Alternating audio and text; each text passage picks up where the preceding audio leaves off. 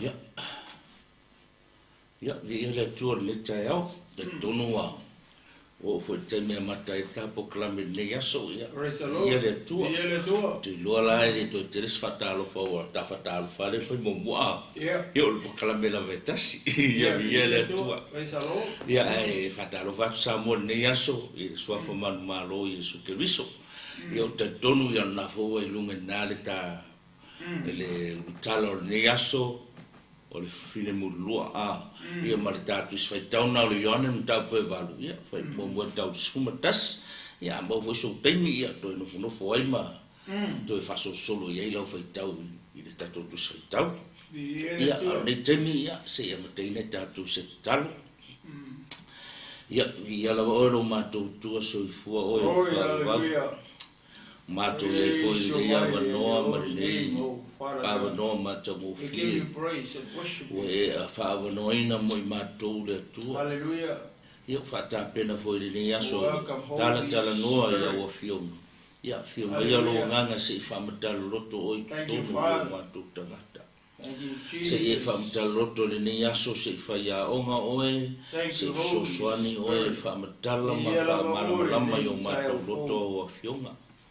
Matu te lo lavo matu lavo tangata le atua matu ta tonu na oe o lo ia ile mana o na oe o lo ia ile mana malama le poto mana to mai ia fa pulaina mata o pole ne yaso fa manuia ya samo mana fa fonga le taiao fa manuia mai le po kalame lo matu tu mai ala fa u mai le taiao tata no ai fa so ya le yo fio ia tele so inga le yaso ma ia fa manuina lo swafa matu talo le ngang fa lave ia blokaina swafa man malo o Yesu ke viso le taiao fa sa lo toina fa longo la fa na ia fa sa lo toina nei po kalame le taiao ile swafa man malo o Yesu ia wa talo vala o tuai amen amen ia Ia te lola na o lunga na tatu fai tau sa moa ia na o tantanga i mai ai le Ioane valu alon fai da pomboa se fai pomboa se fanga tama sutas ia pole o vatfo fu la verta taimia ia tata no de fine mulua le sa o Yesu le e moto tangata ia ai se fai tau ni upu me le fion pa ia le tu ni taiao ia le tu Hallelujah.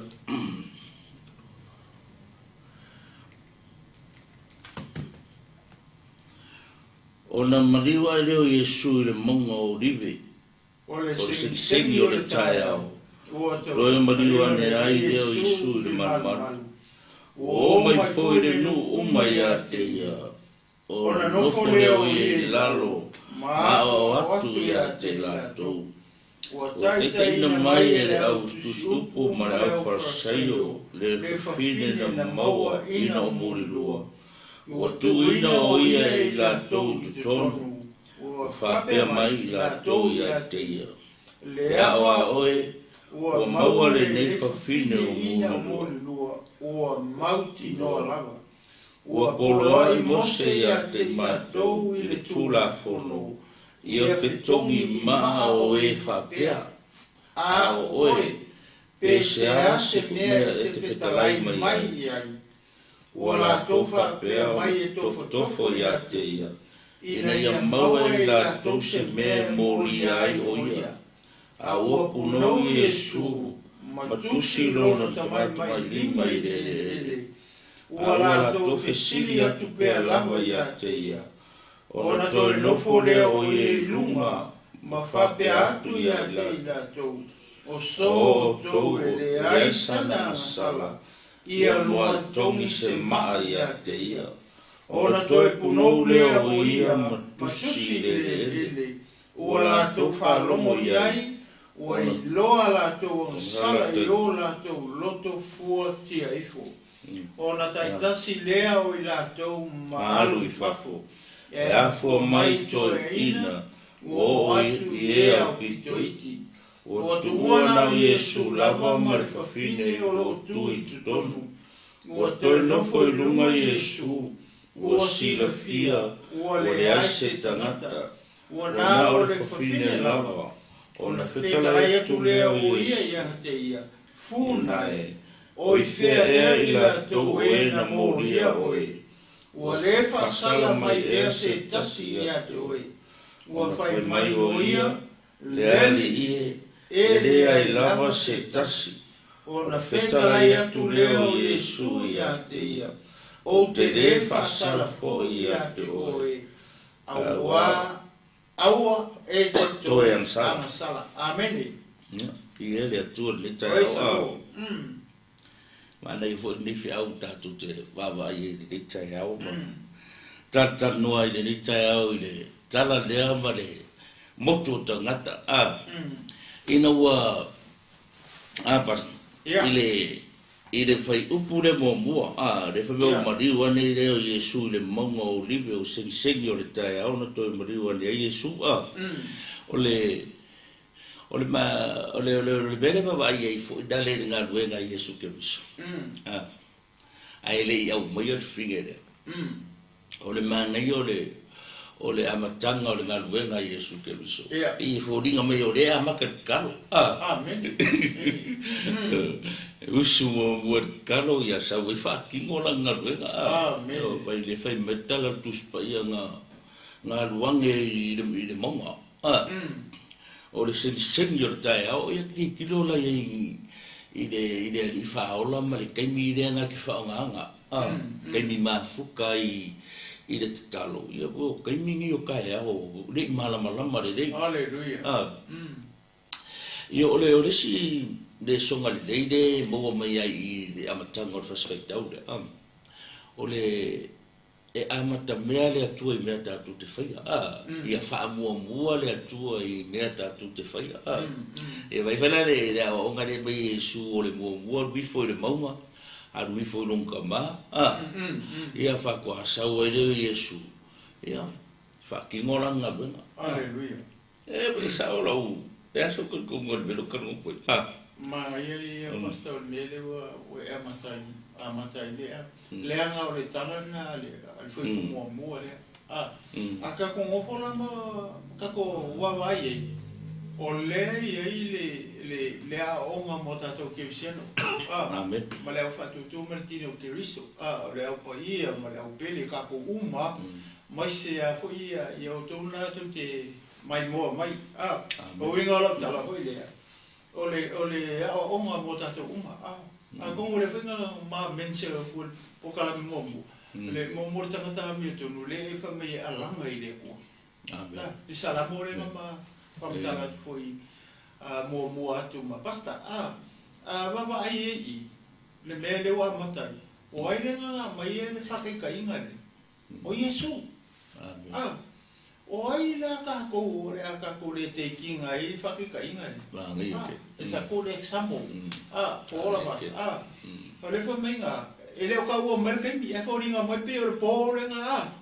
o pa o mele o mangingo mai fa mai o le sengi lo mo vingo o le kafa o ka le nga la kile o ka le mo e ke ia ale ko fo a ma ko le fa mai nga o le nga le monga ele o ka o mai po le ki mi nga ro e fo ringa mai nga ru Yesu o la e pongisa e mara kai pe la mele o ko fo mai ele o fa mai le kusi mai o sengi por kafa o ka isi ngisi opo amen mongin fa ma o pas olar mele nga sa foi ngo foi ma lo sa wa ola ngaminsu pe yo se abre ko fa bo ka ngola i be mo bo e o foi ka ko amen se ye aluia la ka au ke foi nga luenga i foi sa ro wa ia o mele mo bisia te fa no ko ke le mele bisia le bisia io e che fanno un più di la gai lore lì voi bo fai qua una più di la gai lore lì di Yesu ka kalo nga fai ia ale manga ia ngo le tua la le lo fatu no lo fatu ku sabe che le kalo o la verso swami o e ai i la mo ka fai o e fai e ka kalo ole manga ia la o ngale amaka Yesu la nga luenga kusile o le alu wifo le maunga e alu ma ngai e lo ka ko whapea alu mua i le atua na sa lori alu whaise mea alo le whainga ruenga pe alu a onga po le alamba le me ke alu e whai se whai koe ke alu fia se ngai loa le mea ngai amaka ai o mako le atua wai ku ua le atua lo waso au fuafuanga mana upo kalambe ele ngaka foi lana o wa foi a ele kakalo yo a ele kakalo ku sei ke le momia so songi ele tu a wa kakalo ke ku so le ke momia lo tu ai ya i lo o le so songi na le fa ka inga Yesu amen o le we lo le Yesu o le umalo su lo fa langa benga e umaloa wifo lo e whainanga le sa wao le lai lo Yesu le me whi mombo lea kara ngom kama amen po le me whai lo me kama ia e whapenga whailanga ko ka ko wala au i rea nganga whai lo me rea nganga me whai amen vai vai le iei o le maa ngai laro lava ka penga re ku lea wai iei whawhikau le ki lufka ia i raso amen e ke sau alo whakarikai a kama iao alo fo i mai mare manga wai fo i mai wai maa losi wai maa whuka i rea tu e ke sau la ke ka penga re lina nga hala usu wai alu rea tu ar kai ao amen lea la hallelujah ke kiru wale ia o le maa ia koe leo o se ao onga mo tato uma amen uma besialtine o keriso e ale tato lunga foi ia ese ingo e kare sia le kau ke ngalue ai amen o tato ai o le tino keriso o le aka mare fa ke inga le wa le mai le kusile ai le ma kai kau mo ka ko e le fa pe nga o le la mosa nga me kisi nga assembly nga o le le ai le o ka ko kako umare ka le sia ke viso le a mai fa ke ka inga le o le fa ke ka inga o le ulu le ka le sia o Yesu o le ulu o la ka le sia kako uma fenga ki nga lue sa mo America Australia per ka mia ni usila fiki le haleluya o ka ko o le ka le sia ke viso o le fa ke ka inga le o mai e le ulu o le ka le sia o le kako mo ala le tu ile ale kai set apo ka ko mi kai ai kele i usu fai ma e alu ese lo mau ko malo la e ke alu ke fai na lu nga se kulo pe ke alu le a onga po fe la mo le ke nga lu e le mala ma le ngai fo yeso fo le au ko fa ma ku mai ai su si le mo ka ko uma pe ya fa ya ku ia basta ai alu ke li kala mo ile tu ma ko ile tu lo waso kele eu fa fica o fica ia inga ka como fa fica o li le me lungo ole wala ko como fa fenga venga ia ko como a onga ai even ai ko como lo fa an ma ai o le sa mo i post ai foi mo mai no ala ile tu e o so mai kamanga o sa ra mo ko e ma losia la mo ko i fa kumuinga o ile mana o le poko me uma o le sai me fa ko me uma o le sila me manga ia li pasta o ka kalangoa i me o le winga lo kum kalanga le o le kai mi le fa ka kalo ia e man ko ke mi komo ai o ke mi manga ia le moi ia o le ngai moi le po ko va ver ne va ver ha ola le e mo ko fa ku ka ia ka ke numero ka lo ia wala si maruru ia va ngai la Yesu ngaru de mo e o aro mo fo ngai lunga fa so ka ko le ia e o aro so fa mo ko le mo fa ia e di fa ngo fi ka mi le Yesu pi fo ringa me ngai fa ngo fi mo fa ngai e di fa ngo fi ina ka ko ke don se o le loko ai fa ile pe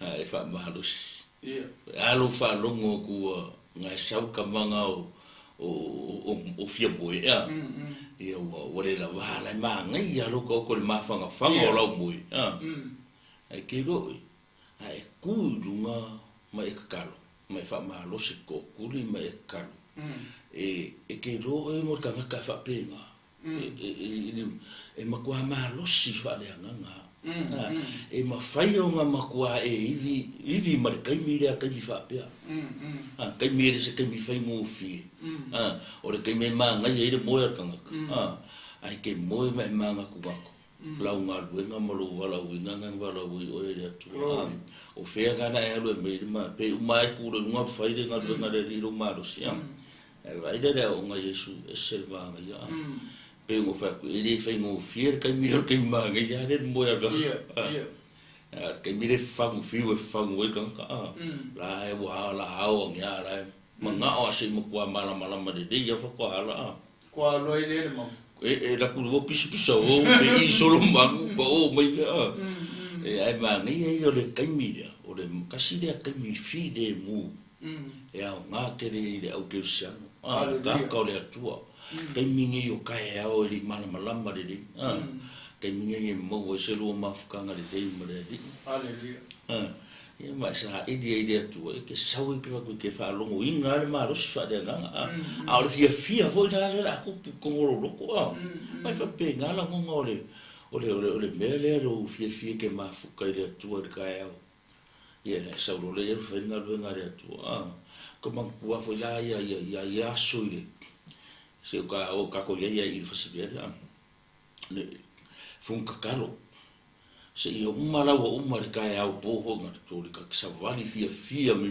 ka ki kala be ka savani be ora ki kala ko ka fa lo ngo inga le ba nga yole o le fa nga i mo le ma lo si va le nga ma lo si va le nga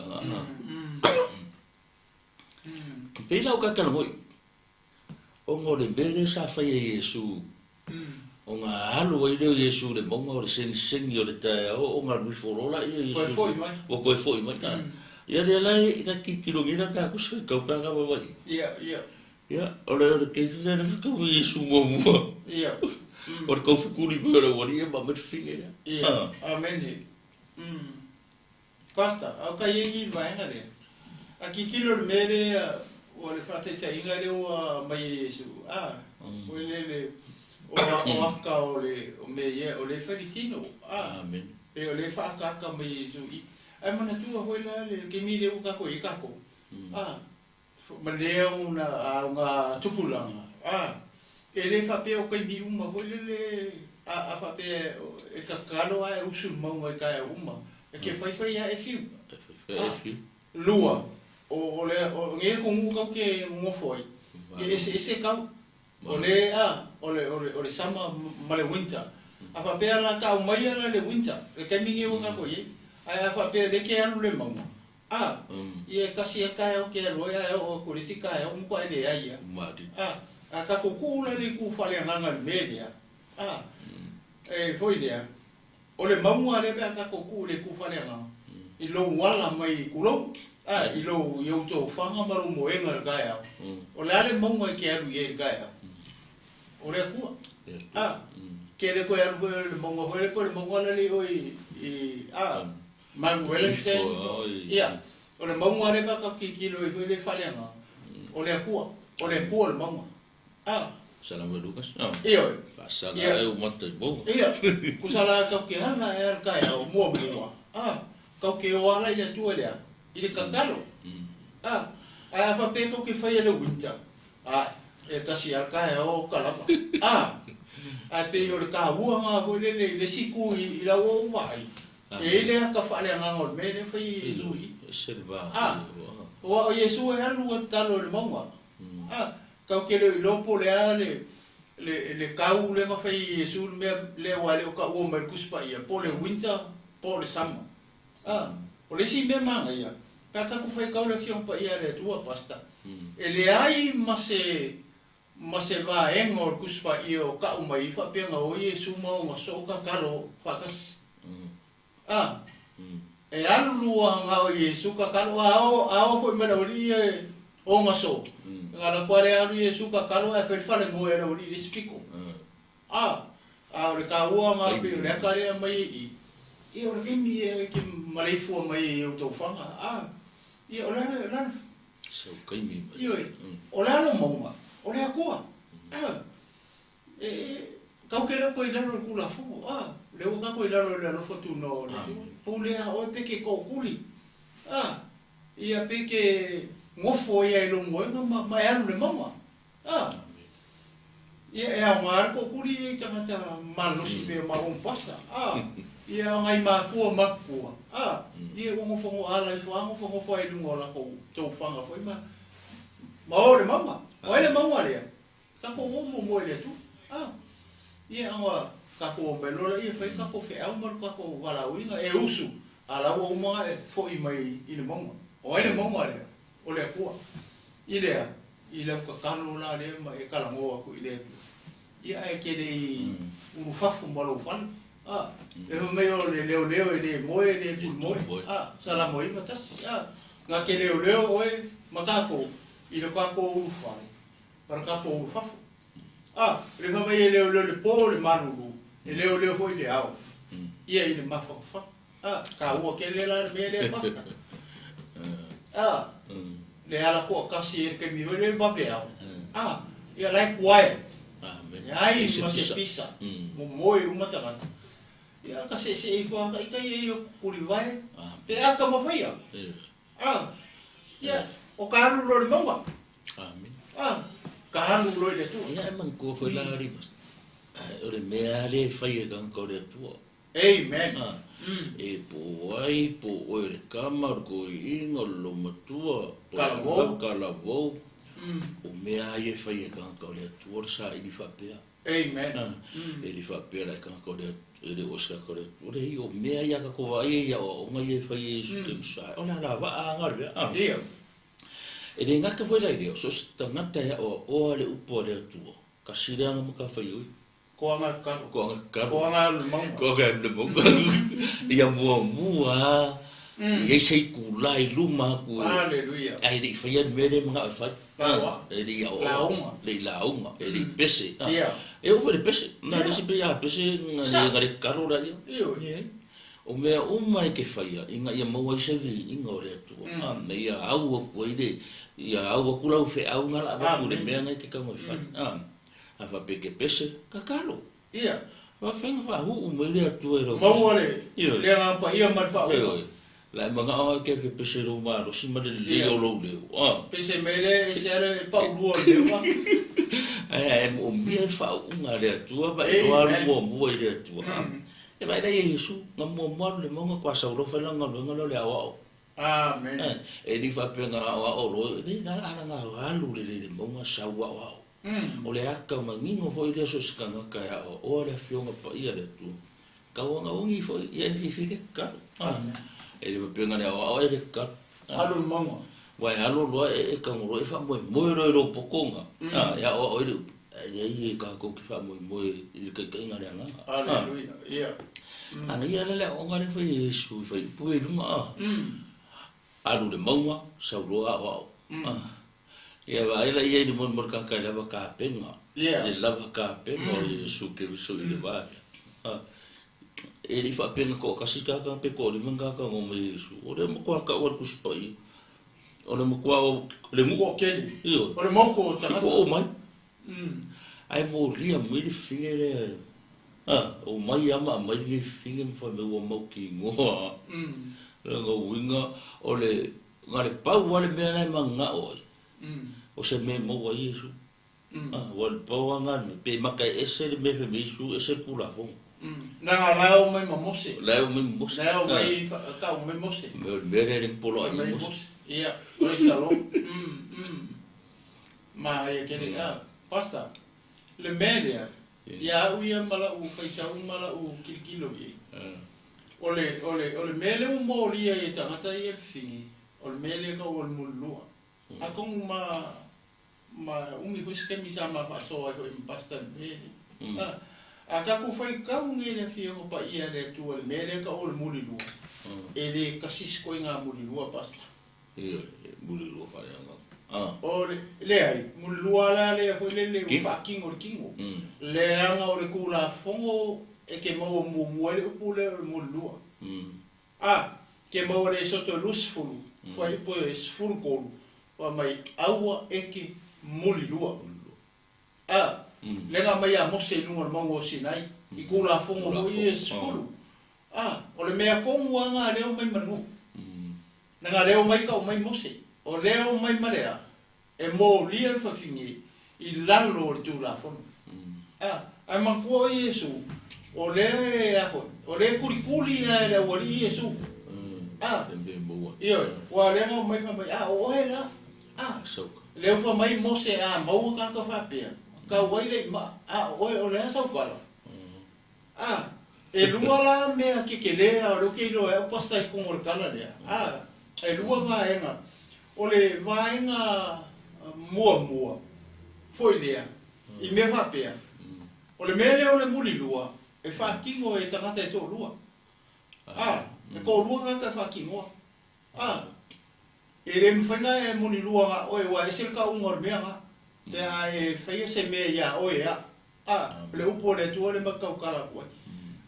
E le ka ua le mea nga o se muli lua se I kulou I le au ke siango o kai au. Pa peke mo fua oe ia ma whai se anga sala ia oe. E le ka ua la o se muli lua. E ka ua la fia o pa ia le tua kulou le au ke siango ma le au Martino ke riso o kai au. E whaia se winga maka ngāwa pe ngai au. Pa mai lola ia le fia o pa ia le tua ua e pule lo kingo. Upu mongi ama upu sao le makau kala koe. Inga ia kako marama ai. Aua ke whai se me whapenga ia oe. Mea ngā rewe wona mai I kako le tonga ia le tua. E whausosoinga oe le koe me whapenga. Sa ili sa ua wapo sa ukami. Ai aua ke a mio whapenga. Le anga ingo I le koe me whapenga. Au le mea le wo mai I. O le muri lua. Le mea le wo amai o mai a Yesu. E kilo pe mo whaia. E whai e tangata e toa lua. Se I longa e whakingo e tangata e toa lua. Ia ko haka ula I o le muri lua. A kilo kala. O leo mai marwhawhingi. Ngā rwhawhingi. A le whisiri ke usiango o le kai au ni. O ai ngā muri lua marwhawhingi le. O whea o I ere kanaka ngā muri lua marwhawhingi le. Te o whai aku. E rea kasi skoi ngā muri lua le kongo le whea mo pa ia le tu. Ngā muri lua le whawhingi le maska malo. Ngā muri lua le whawhingi le ma sesi whawhingi. Ngā muri lua le whawhingi le ma se mangu se kuro. O le mea ngā le, o le whawhika uri ngā le I le story lea. O le ua amai ngā le whawhingi. O le pisiri. O le ame ngā le amai mariskanga. Nā mga amai mariskanga le ngā muri lua marwhingi lea. A le ua amai ngā le whawhingi. O le ke le ngā ngā le whawhika uri le I. O le si whawhika uri le kongu I. Le ua mai whamai. O whamai mose. Maura ngā whapea. Ka wai ma. A le whasiri. O le ane ngā le o e roi ka wai whingi. Straight away. Ne me ngā le mau e roi whingi e muri lua. Ame roi kua pakau ai auki. Wa le ua mai whai e Yesu. O le ane me ua renga mai fua e Yesu. Pe a whai o le. O le mana markura fongo. Pas. A ua mau aroa. Ame roi kua whukongi ma. Kilo I. O le ke le I o le whawhika uri o kala le. Le ua mai a mai ngā kua kasi. A le whisiri ke le. O whea ngā I lesi. O le momi ngā la au mai whawhingi e kau ai maa o ere kahaka au ai lesi ne ngā la mulua. O inga le la sao kahaka le. O le inga le la ame le mulua le whawhingi e le. A le ere ka unga le kahaka le o sao. Le ua ola le kahaka ngā me le mulu. Pe le winga ngā whawhika uri la ngā le kupu I kongu I. A le winga rau tā. O le sa o le kahaka la kua mai markeisi le. Ngā mai e kofo. Yesu. I le kula fonga. E ngalo e ala kou. O le kalaka kongu a lea. Le ngon kusi e kula fonga. Oi, ngā kusi e Yesu kula fonga. A leo mai, ka mai mose. Ai pongo lalo Yesu kusi. Lalo mai ngā rea mea. Oi kusia. E leo mose. O Yesu. Anga nga fio mai Yesu, pa fe ka ma tai lima fa i po e surfiku. Pa mai Yesu o ke ri sa o ka kala ku la fo. Ia whakaungu lea. Whakaungu lea lofa. Male loto wha manga. Lenga o le whingere i. O lea me lo wheko ai i. Sa o arku la fongo. Ka lea lofa tu no o lea ku. Lea lofa. Kangwa ku lo lea lofa fifi lo marku la fongo. Orna lo mar whingere i. Koko vai whamasinga. Kongu o Yesu leo whai. Ai la se o ko le sanga sara ko mi finye ne ma. Ia fa no longo ku hanga ko i. Ale ko mo ko ina. So la entende o ma ana fa mo ko le o le ka le pas. Fa pa u fa pesori. Ia sa o le me ke le o ngai ka me le. Lo le foi Malaysia a mo luare i ke ngi le ngo mai e ma. Ia o no fa longo mo le. Le whekalingare Yesu, e se le sanga nga sarai, e buku a le wharu, e ora fui whapea i e pui whinge. Ia, alale maua. Alale maua. Ia wale, kai kasiro manu. Ia. Angi ki roi wheau. O le mea laika ko ke wawai e ka eoni. O le kalinga Yesu, o le whisiri le Amen. Amen. O ngole, o le ele aise alofa o mai malako ko se ngale paua le mea le kikiloi ngale fa upunga le poloa i mose ma ko ka o ima au se upuga le alofa kwale aia mai le su ila se le sana sangi de finera ia ma vo war kanka le kukuma ka ia pe ala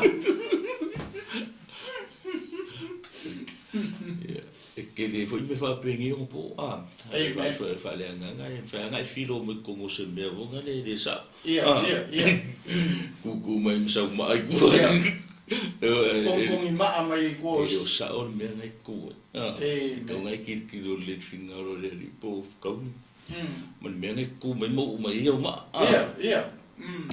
ki do la le lo fo Yesu i de bene o le nga fai ko ro fe kalinga le Yesu ka silo mo amen wa le fe me amaka mai ka ma ku ka wa le ni ke le ko ina so si se vai o le la ka sia uma ko fora ka mala na sala ko ke le mera mulua ko ke le mulua mana ele ai ma se mama i fe kalinga le Yesu le wo mo i le fe karai lo le wo mo le le ai nga fe kalinga Yesu le upu le afa ai se le sanga sala i fa longo ko kanga ko fora ko mo de sala aleluia ia le lawa kai kasilo mat le ola fa sala le o mai malako o le moko le mungui o le bere o le mafau ai le upule fe mai lako polo ai mose ya mako ai pera mari e do so monga o mai e lo kulo mo le lofa tu no afi le mere o mai malako ka vai le lofa ola lo markanga mala ka le dinga sa o Yesu ya ka ko amen na sa Yesu Vale fe karinga su ke fa ke de fe ka ka nga muri mai ia muri masis ale fa wo ala yero ko roga ko ba ve ga ia ve Yesu ya ke di fa sala vo ya amen ma ngia i ole le o ngale me Yesu ole o mai la ngome fa sala me so ke di fa sala vo ya ale upula le Yesu nga fa fingi e moki ngoe sa o le mori ana la ngama alu le ko yang sa ya kele le mo tala apas ani ke mo ka ko uma ole Mario story le ole a mai le o nga mo ka ko ile nga le ka ke ola a baila le o tatu talia Yesu ave mari ma fa ola i lo ko so fu o ima so ma go ia ka ko ona ma ku Yesu o pole en fa fi alu ia oi au ke ko Ia lo fasi mana ia mo ka ko ngi ka. O mai foi mo ka ko. Ia. Ka ke fe o ai ma ka ko. Awong i o ka ko ko sa. Ia wai ko for ka ka ia marang sa. Ya ko ye no ar ka ia ngi ka ko ra ko e.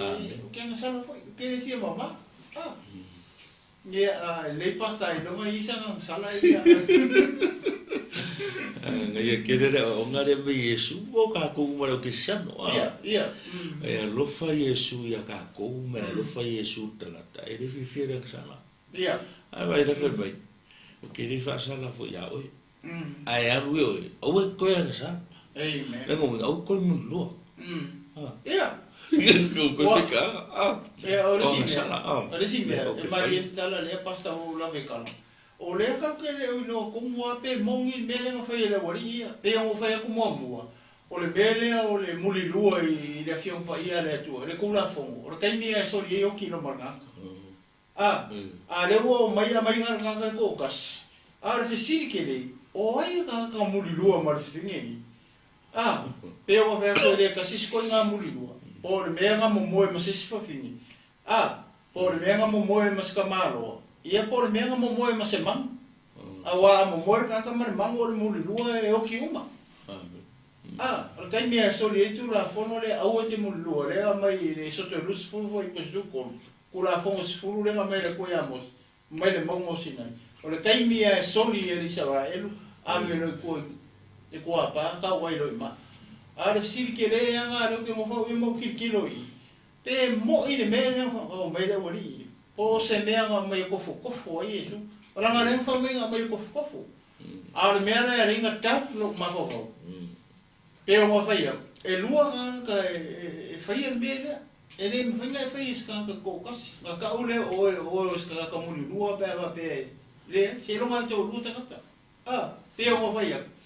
A fai se nga sala nga o e se ka uma. E ka o se mo lua. Langa mangi ngore po le tu. Amen. Ele foi ngai mu lua nga oi. Ese ele fa upunga la fio pa ia le tu pa mo fo oi ia ma fa le nga oi. Ia ka ua mare a mai upo le ku. Ele upu mo ka ko uma. Ma ke le a pio o vo le upo le ku. Nge ia nge ke ro ma lungo ma uru ia. Ele koko ka le fa no longo mare ka ia. Amen. So se a o mo ka ko. Aua ke ngofo mai whenia mi whapinga ia oi. Ia sosongi ku ia oi. Makako uma. E ala sosongi mai lupo le tu mo kako. Pio le ka ke le nei. Ele mako i nei loa po oi le ka muli lua mal fingi le. Anga mai nei la whaku e so ka oi ia le la oki ngal fingi. Ala fisiri oi nga muli lua. Whai o se mangu se kurusa mo. Le mga le a mai mal mangu ia ka oi. Le me ngare a mai mar ka maro le a mai ka oi ma la ngare o soli ku la fon o le o mulua a fai fo se si fa fini se ku lo au mai no a pa ngare mai ngar ko kasi nga le fa mai o fa ma ngi o mau skin your Mary le o mai a Yesu a mai lo o la lo i ka ko fa o lo Yesu Yesu ka mu e lo po Yesu la ngala unga nga Mateo 5 foi o sufi ku mai o ke isa o ka kala ku la fon male o perfect ai mo sa o fa ka mu le u le kasi ale o le lo fa le nga ke a fifi mare mele nga mo mare ori a fifi mai a ku la fon o sfuru a ve ka le Roma sfuru ko nga fa mai a o le lo fa o le ako ale o ku la fon Amen. Vai le ye. Dia lo. Ale fa me Yesu ke di so kana o so fa ka mu fa fe. Fa ka mu li lo nga lo fa. Ia le mo ka ko ori ye ni au ke sia no ma fa ko ko ma le o ia. O ngo ka ko ri Yesu ke bis. Wai le ngal Paulo o ngi o ka ki lo finge de. Ia ki lo so nga ka ia. Ne nga ya. Blanga le wala be ingai ka ko Yesu. E ala no mali. Amen. O malingi no ko pa ia. Le fa mai o ande. O mai o ia sa ko no ora inga ia o. O malingi vo lo ko inga ia ma ngalo ia ka ko. Wow. Amen. Wa ai ngalu wenga ko Yesu. Ar kula fong. O Yesu kusi. Ale fa luang fa mai ala pungo Yesu makusui. Ko ko Yesu sali. O kula fong kusi. Lewo sa we fulfill kula fong. Ang aku ke mai fa mai mose. Pas e pe o se ko so so ni ba mai ke le ka. Kam ka ku bi ele tu.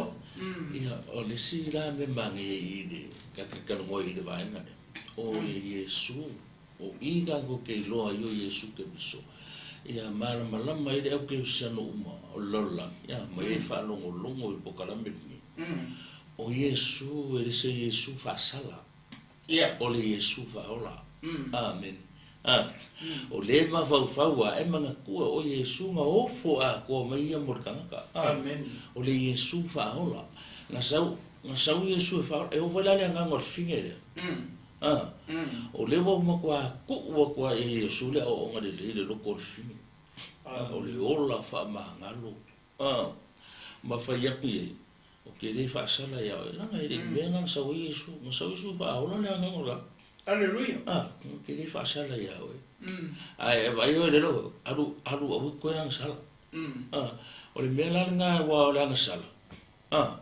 ia le ko lo fa ngo ka ko le sala amen le finga ngalo nga Yesu e fa ola mai ka ko mai mela ka ko ke vai me voi le vai de fini le wa mai ka fa mai Yesu fa ola e si melo fa lo mo le wo de ngo mi ma e ko fo la ko mo la sala o le Yesu fa ola nga o lo wa ngo ka o kia amen ai ke ola lang sala ko mai fa mo lo salmo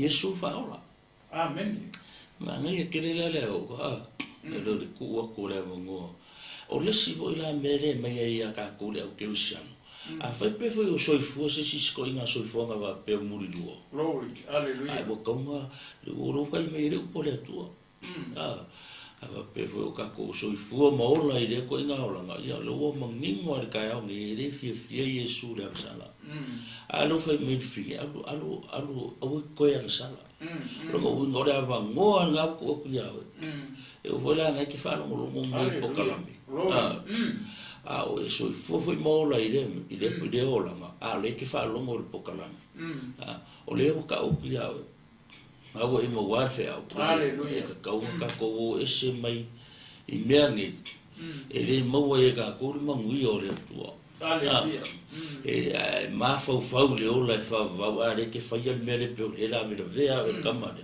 o kamanga ka fio amen ka manga ya se longa o mo kwa e ku wa rua kamana e mo kwa ese mo ka ko ola fa ka ko mang malo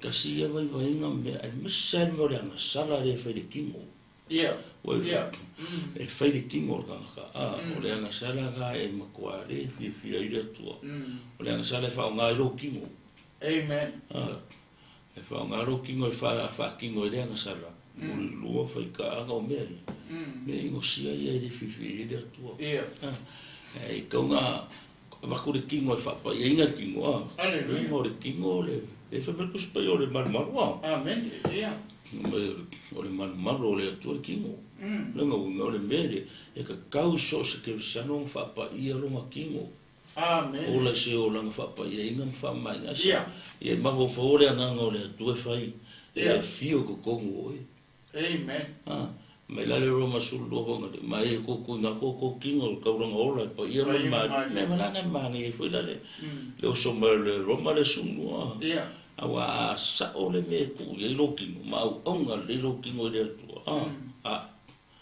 le mo kwa fu ku o i me yo o le ko va le working o lo me misi roma ku ku le ko lo kingo ka lo sa ka ngi kingo amen e kunga ngau yo kingo o mea nga e le mawhai unga mau e ka ko le mangui o le atua ai ba e ma lo le atua ka te anima me yo e whaia me whapea e le whaia ma lo le atua o mo la kokofu aleluia misi ako e se furu fiku le mea se furu fiku le o le e whea urgi kai o le o ngare a Yesu wa ia e ke wawa ia ka ko mangu afa pe so fu ela maula ke mingi ia lo fe mele upole tu ko ko amen ko malama salamo ese salamo lo mo na mia ese ari fe mele upole le ga ku e su le mo fi amen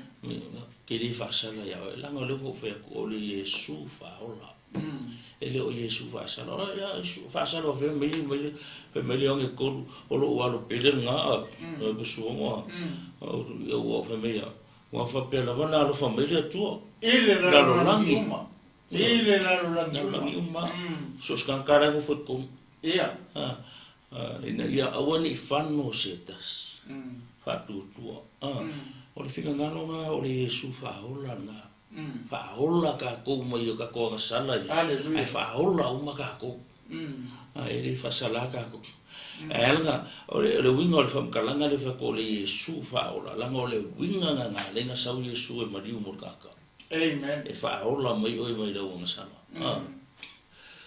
la mangere praise the Lord pastor yere di mai ke ole pasa ole winga ole ngo Yesu ole winga ole ngo Yesu ole faola o tangata uma ia vai fedi wele meaning ole ngo Jesus amen ai kilo wele ye ole ke le ye ho yo me le pi ole afifi mo tono le tana le ai ka ko kilo ye o i le nga fai ele fa masino nga tonu Yesu amen o mele ori markula fo ai ka mo ku le lo fa ku ngore tu le sai lo ngalo Yesu ke so kan ku afifi mele nga mo mele ori la mele nga mo wai le nga o la i ki na ye le nga awa o nga ki nga ko awa o nga ka ye ala o le fa me ka ko mai wa wai lo ila ko yo ala ko ang sa si alu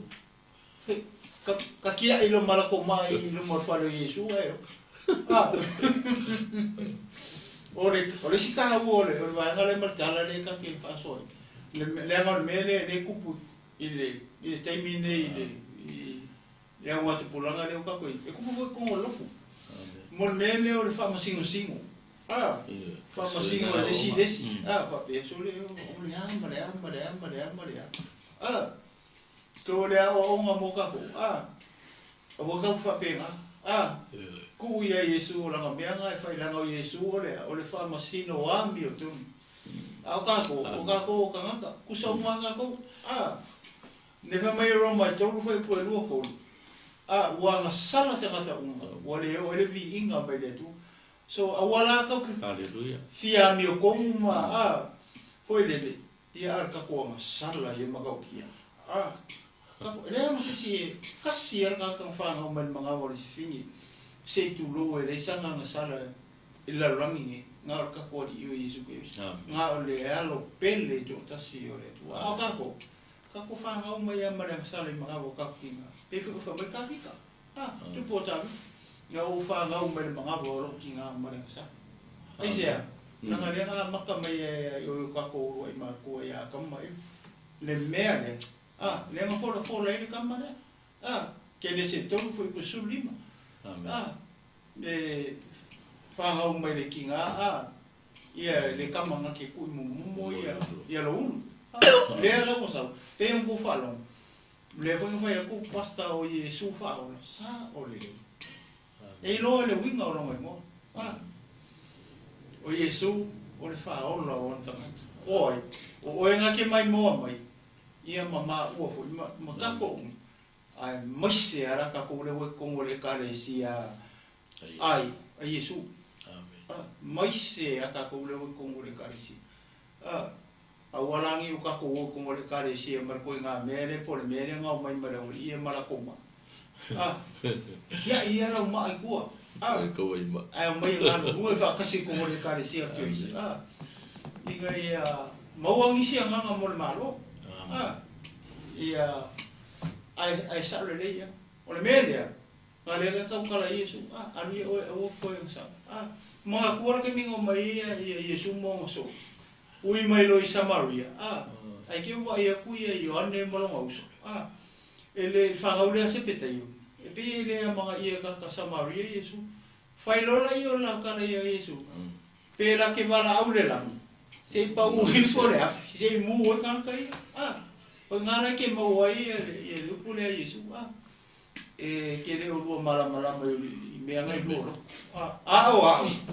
o ke le sa ke le sa fa sana la ia ia fa ola la o e ke mai mo mama o Yesu fa ola ma sa e maliu mo ka ko inga ia ka ko le fa mai Yesu i tinale alu ia o e awo ki ko e masa fa fenda ko ke mingi ko ki le ka kisa vari fa le amen ka ko ola awo ngi ko ka ko sola ese manme o le woni ni o pule la le ola fingi lo wa ka ke le lopo le ale uminga so i fuari ngi fufi ka ke le lo ko ia pen ko ya na sala pede ai o le o ma mo ka ko le ke mingi wa le o pasi ke mingi ka ka le fi ko ia le tu o le o ma mo ka ko au ala ngi o ka ko ko sa ko sa mo ko se male e di fa pe foi o le mea sa wa o ngo ka ku kilo ngai dia o ngai Yesu o le ngo o le mea sa wa me fai ku o le mea ro fai ka nga mai lu ai ka ngai mi su a mi o ko nga sa la ngo lu e uma le mea e ma fai o nga e fa mo ka nga le mea ngai lo so fu mo lo la mo ka ko la ai ka ko la se o la ngai fi ka ko la se le finga ro le o le mea e ma fai nga e fa mo ka e ma fai o fa uma fa pe vo le fa ngo lo mo mai ngi po kalame o le ngana i o lo i ngi me fa pe nga fa ki ngo ka ko vola e ai ma lo po kalame ngi fa ma ko la lo le me la ngo le finga ngalo le tu ya ka ko vola se o nga fa pa i nga ma se o nga fa mai amen la ngo le finga ngalo le tu ya ka ko e le nga o le tu ka ke o la se o nga e fa ka nga mo lu e le finga ngalo le ya ka finga ngalo le tu o ka ko ese mai le ana sala e ka anga mulu me la le pele ka le fa sa o Yesu fini alu au e ko fa ye au ko mulu au ngoi e le ka fa wa mangi meo ka ko fa ye le ku sa mo finga ngalo le tu me na fa ye nga ka o yo ke siamo a ese ele que ele finga ngalo le tu me manga ye le basta mai ale eu coi pai kasi ko ai e vela le pule foi que sa mo ai ko le ia em foi nga ku em foi nga ku al sili ho le ka o ba ku foi le e ba ai foi le tato malama o sili fa fenku fa fenka ku em foi ka ku ai ko fai fo o le winga ko male foi le ya o ma Yesu mana tala ia le foi kasi le que fina ko pa i le pule salamo le anga o upu mo anga sau mai ani le ke wala ma ko yo anga ngaro kasani Yesu le anga mo mai fo mai o ke wala o le ko nga ala le ke sau i o ke ele o le wala ko le po wala ngaru e o yu ka ya ka ko ma wala i fe o i ka ma le ka ka le lotto ta ke le lotto ala le upu salamo o mai le malo le tu ke mo le matai o ngai ko lu fo i ko lu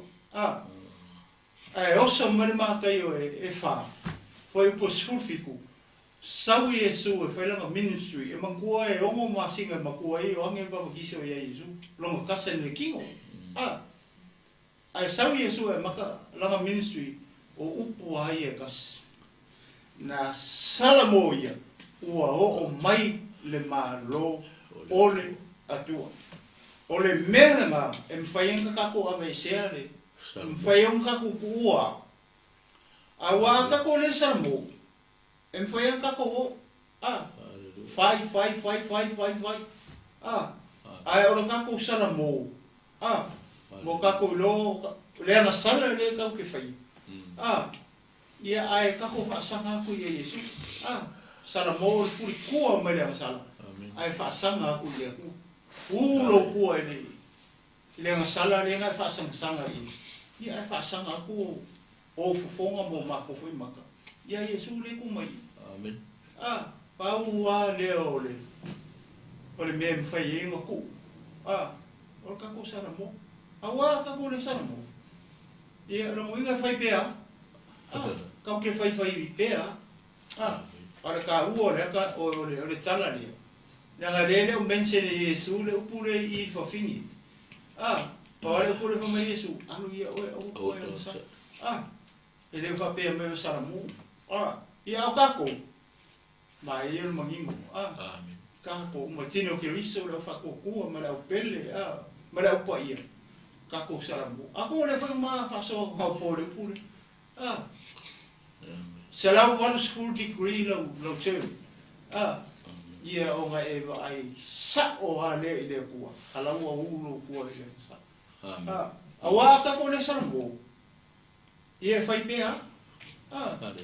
E leo ka ua mere kala po whime ngā aru whingi. Ai mga i upu ia makala leo whai ko i Yesu. Aru ia oi. Awa ke koe nga sa. O kere isa wa whaasana i. Kere isa wa whaasana oi. Wal mele nga mai le ula i malako ma. Wal mele nga mai ka wai i oki. Ale wa e ona le so le aso nei. O nga o Yesu i alu rola. Au e ke koe masa. Au ngi e koe foi i le masala. Au e koe foi lo le mea nga. Pa me lola i le fiong pa ia le tu fa kusa lo oile. I le uli wa koe foi o mapuai. Le awa onga ngā mo kako. Whai lewa kako iei tonu le ka le sia ke wiso. Amen. Awangi o kako o koe o kua. Awara kei mia kako koe fo i kua. Wha me leo le fiong pa ia le tua. O le pua o umma o whaka e le. Lau koe fo i e leo para. O le uli. Wa koe fo i o mapua inga se ku lou sa mua ma i kaya. Sana mo. Ia basta. Ia sabe koe pasa soa koe, ma e ke kama ka upu i ele koa. Ia, ma ngia lea, whasoa ngia so. Ka ngō whiere upo lea tua ni ka eo. Koe whamangaku mai a tātou. Ia, e vai me o whare kongo i ka ko wāma lea tua. Ia, mena o kaunga ko ka ngwhia vese. Amen. Ia, maka ko maukingo o Yesu whaola.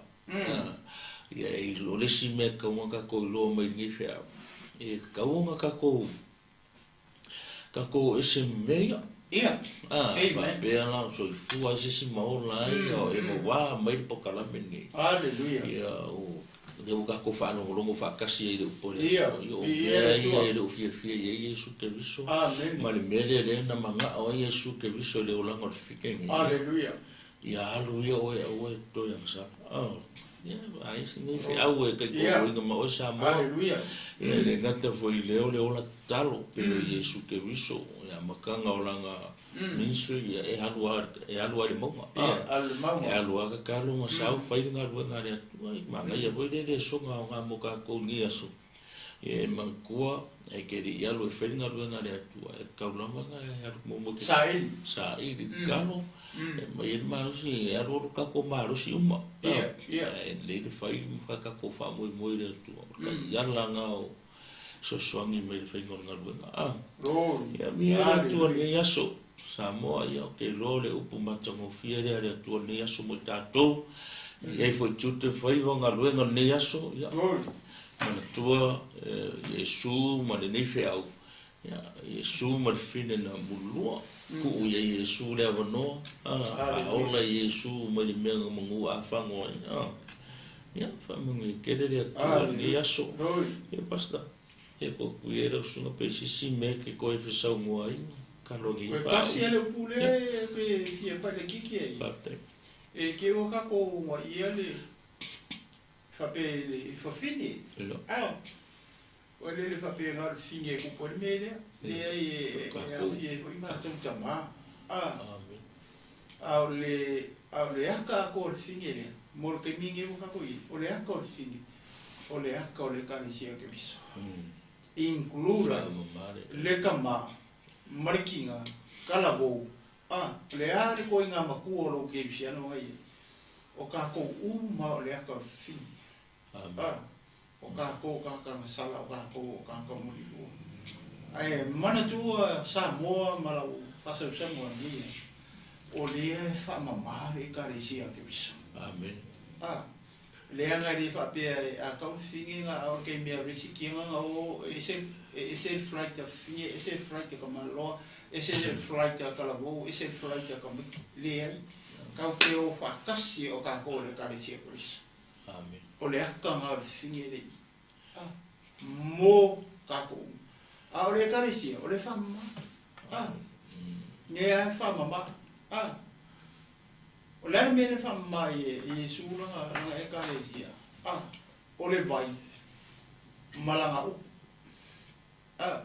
o le fa mama se me ako mo fo me le wa le fa tu vai mai e va ko fina malo Yesu au wangi Yesu so ka ko fango pe alu I le pafi nga fai mo sa kangi manga o le fai mo ka ko ia ai o se ko e fa manga ko le mo tato sa mo mra o ke sia ka penga ia ile ka ko sa ringa I mal ia o ko e fa po le pasta ia ala fai tano tonu ni tu la so io famiglia tu le tue Alleluia.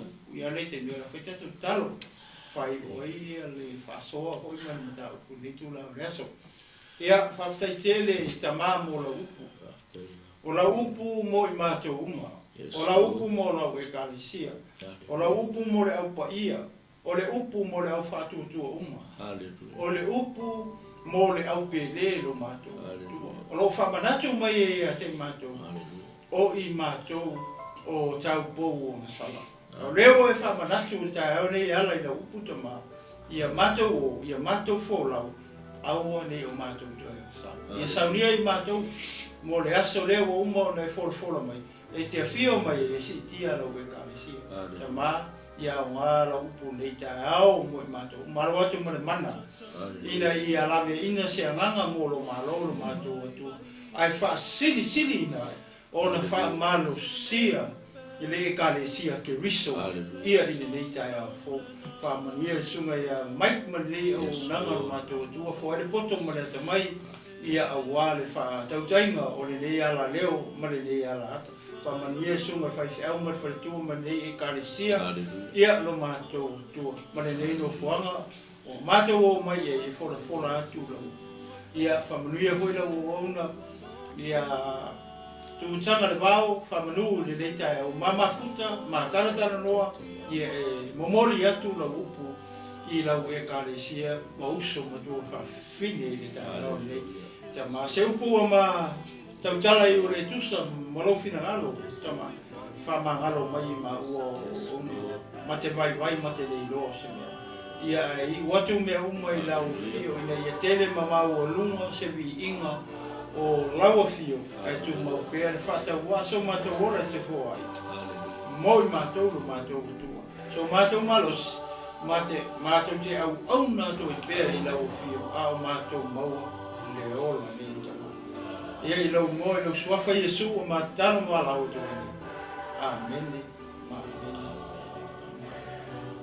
ia le toa ia mai te nei le tinu ma le fo te hoi songa I fa fea nai nga ia fa manu tu tanga le wau ia ma te fatu atu Samoa ia I le tu na aso fa so